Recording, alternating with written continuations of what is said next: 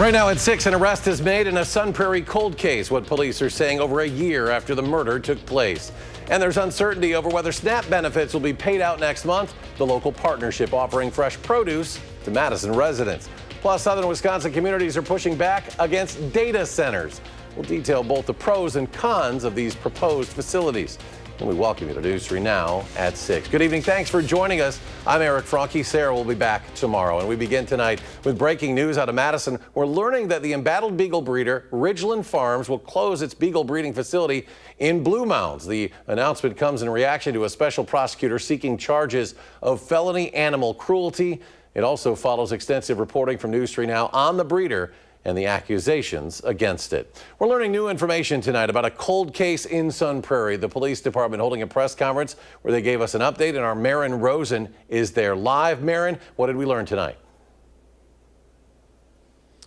After over a year, Sun Prairie police arrested a suspect in connection to a shooting last October that left one person dead and one injured near the intersection of Martin and Elm Street. 22-year-old Zachary O'Connell was taken into custody around 6 o'clock this morning with the help of the Dane County Sheriff's Department for one count of first-degree intentional homicide and 2 counts of recklessly endangering safety. We did everything we possibly can to make sure that we provided closure not only to the victim's family of this horrific and tragic shooting in our city, but to all the people that live in that neighborhood. We as a community have to come together, and this is exactly what the city of Sun Prairie did. The suspect is booked into the Dane County Jail, and the vehicle of interest is in police possession as well. Sun Prairie police say they are still looking for a possible motive. Reporting in Sun Prairie, I'm Marin Rosen, News 3 Now. All right, Marin, thank you. An arraignment date has been set for a Janesville teacher accused of child sex crimes. Adam Teal, scheduled to be arraigned November 13th. He's charged with capturing an intimate representation and possessing child sexual abuse materials. Police say in September, Teal shared a nude photo of his wife with an undercover Homeland Security agent and told the agent he had child sexual abuse materials. In October, investigators seized his phone. A forensic download allegedly flagged over 4,000 items as possible child sexual abuse materials. Wisconsin Attorney General Josh Kaul joining a lawsuit looking to get SNAP benefits funded for the month of November. According to the lawsuit, $6 billion in contingency funds are available for the USDA to use. But despite that, the department told states there would not be enough money to fully fund SNAP benefits next month if the federal government shutdown continues. The Attorney General says the USDA's argument is inconsistent with the position it took earlier this month. We cannot allow Wisconsinites to lose access to food share benefits when there are resources in place that can be used to keep this program running. This would, by the way, not only have serious implications for folks who rely on SNAP to buy food, but would also put a significant burden on communities, including food banks and food pantries. Now, lawmakers are asking a judge for a temporary restraining order to resume November payments. Amid this SNAP funding uncertainty, Second Harvest Food Bank and SSM Health teamed up to fight food insecurity in Madison. The Food Share event focused on offering fresh produce to Southside residents who may have a tougher time getting those specific items in the area this time of the year. And they were able to choose from an array of locally grown produce. News 3 Now caught up with SSM on the importance of this event. When we first started advertising this and sending it out to the neighborhood and to our community partners and area schools, it was overwhelmingly positive that we were doing this and bringing it out to people and not making it easy to access food. Since we started the event tonight, we had some people in line waiting for us to open, which was really awesome to see, actually, and also really devastating that people are waiting because there's lack of access out there.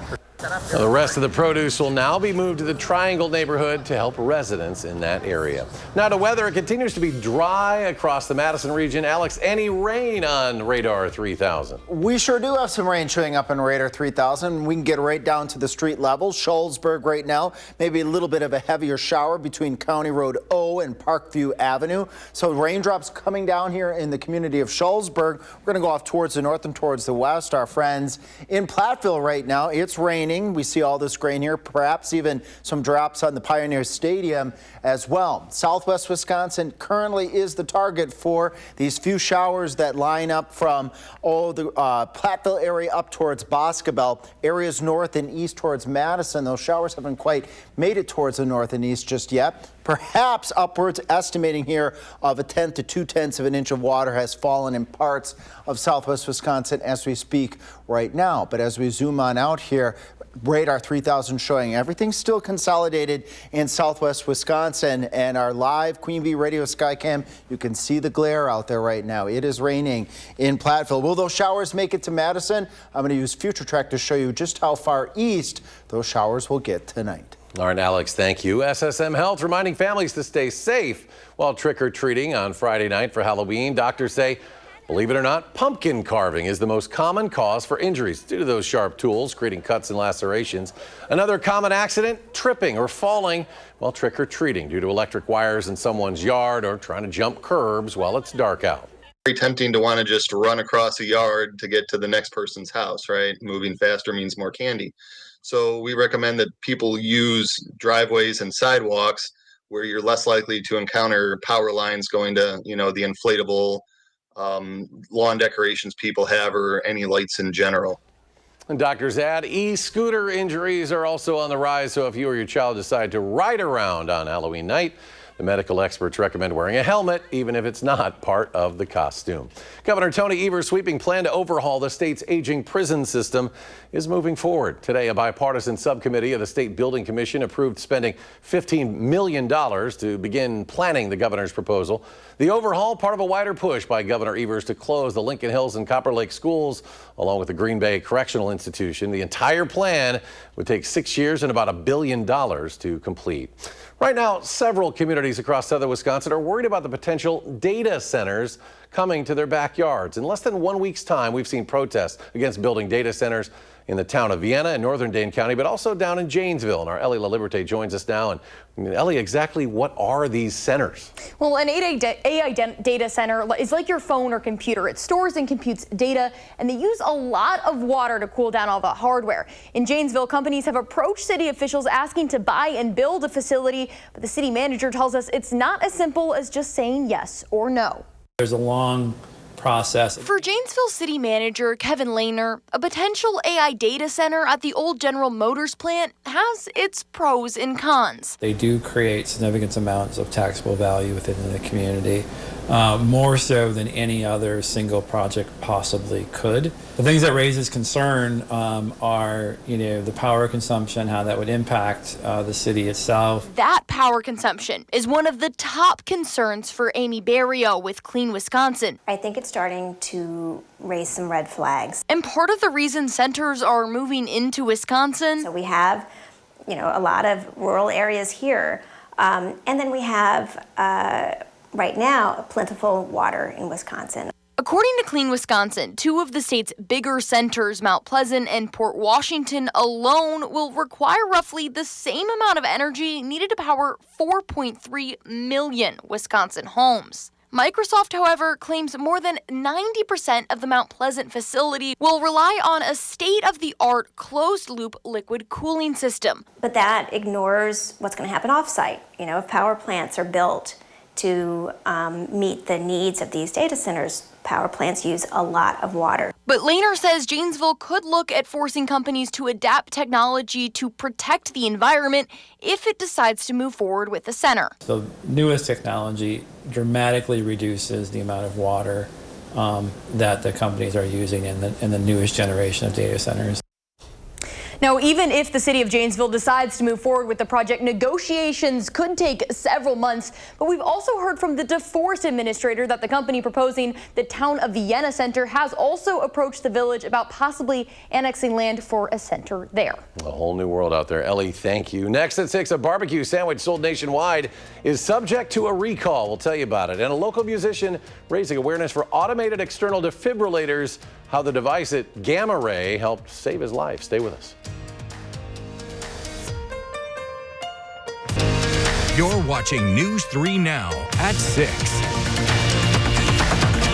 Welcome back. EA Sween is recalling its barbecued pulled pork sandwiches because they may contain plastic. The FDA says the Deli Express barbecued pulled pork sandwich is sold at grocery and convenience stores nationwide.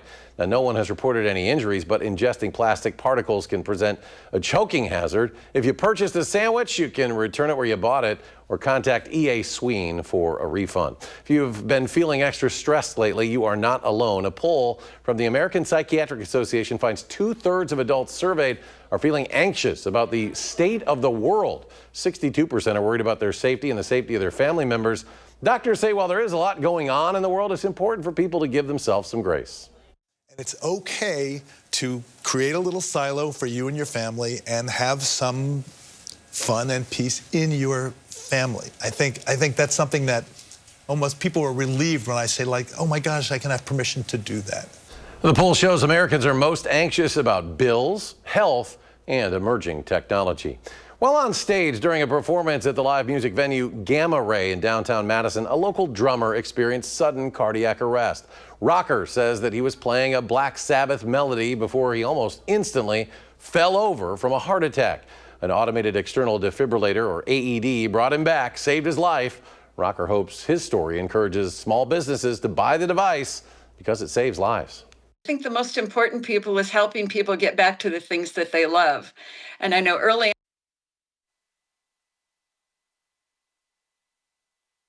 Video there. We apologize for that. But with help from UW Health doctors, Rocker's back on the stage, continues to share his story to raise awareness about the importance of rapid emergency response.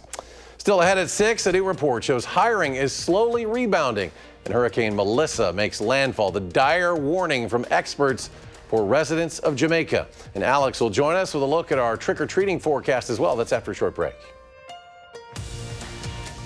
You're watching News 3 Now at 6. Moving forward. Welcome back. Hiring in the private sector is on the rise. That's according to payroll provider ADP. Officials there say roughly 57,000 jobs were added during the 4-week stretch that ended on October 11th. That represents a bounce back from September's estimate that showed a drop of 32,000 positions. Although some economic research is on hold due to the ongoing government shutdown, ADP says it will continue to release its monthly national employment report. While ADP released that report, one of the nation's largest private employers announced it's making major cuts to its workforce. Amazon is cutting 14,000 corporate jobs in its ongoing effort to slash costs. The tech giant says the cuts are just the latest in a long line of efforts to make Amazon more efficient and focused.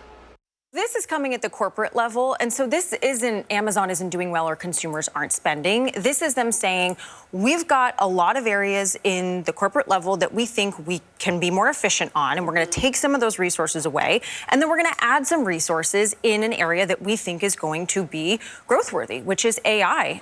Amazon has over 350,000 corporate employees, so the move impacts about 4% of its staff. The company says it expects to continue hiring in other areas and will offer most employees 90 days to look for a new role internally.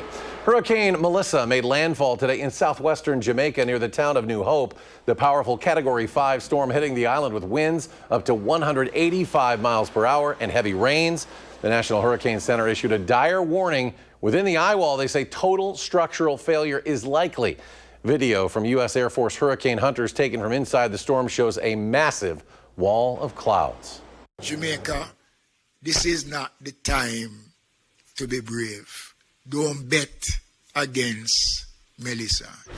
So far, 3 deaths in Haiti, 1 in the Dominican Republic are blamed on the storm. In Jamaica, a few people died preparing for Melissa's arrival. The next target, Cuba. Authorities there say they've already evacuated more than 500,000 people from low-lying areas. Alex keeping a close eye on that, but also watching our weather as we get ready for a trick-or-treat forecast on Friday night. Alex? Yes, we flash back to last year. We had temperatures in the 20s with the wind chill factor, windy conditions, a little bit of snow. This time around, we'll do 51, increasing clouds at 4 p.m. on Friday. As we head towards 6 p.m., feeling a bit on the chilly side at 48, but partly to mostly cloudy skies. We can't rule out a tiny chance of a shower as we head a little bit later into that Friday evening, but the chances, again, pretty small overall, looking like a decent Halloween for southern Wisconsin because it could be much, much cooler. Right now we got rain showers stretching from Bosqueville along 18-151 west of Dodgeville down to Platteville and south and east down towards the Darlington area and over towards the Platteville area. Some estimates right now approaching 3/10 of an inch of water with this area of showers trying to move up from the south and from the east into southwest Wisconsin. But will it make it further to the east and clip areas near Madison, because we could all use the raindrops? It's been a very dry period for us. Unfortunately, Future Track takes those showers back south and west as this weather system curls to the south underneath southern Wisconsin, meaning it's going to swirl to the south, the center of that area of low pressure. Northeast winds going to bring in dry air. There goes the clouds clearing on out as we head into Wednesday. A sunny day is expected on Wednesday with temperatures back into the 50s. Now, quarter, maybe a half inch of water for areas over towards Platteville. Again, count yourself lucky if you get a few of these showers tonight, because a lot of southern Wisconsin is still very, very abnormally dry. There's that nice Halloween 52, 47 on Saturday. Don't forget to turn the clocks back as we go Saturday night into Sunday. That Packers game looking dry now at this point in time. Yesterday we were looking at tracking possibly a couple of showers, and then those temperatures staying well into the 50s. Here I'm stepping out of the way so you can see Hurricane Melissa now as the center of circulation moves north of Jamaica, although Jamaica is still getting hit hard by the southern band of Hurricane Melissa. This eye wall is expanding. Could be looking at that eye trying to reform just between Jamaica and Cuba. Hopefully that's not the case, because that would be a sign that that storm is strengthening once again. But again, all of the First One Weather team and here at Channel 3, we're thinking about everybody in the Caribbean right now. Again, game looking to be dry at this point in time as we head into Sunday with temperatures in the upper 40s. And we just bring that green jacket and that gold stocking. There's that Harrington wardrobe situation again. I always like it. Doing my best. I do too. Good stuff. But hey, a lot of concerns for the folks down in Jamaica, and we're hoping that doesn't get over that little stretch of ocean, get more power before it hits Cuba. Hopefully not, but right now it is starting to show indications it's trying to reform an eye. So hopefully it stays, hopefully it continues to de-intensify. Yeah, keep an eye on things for us, Alex. Thank you. Badger football team off this weekend, but there's a lot going on. There sure is. You could call it rivalry week. Still to come in sports, we'll tell you all about it and how the Badgers across the board are getting ready for it. Next on News 3 Now.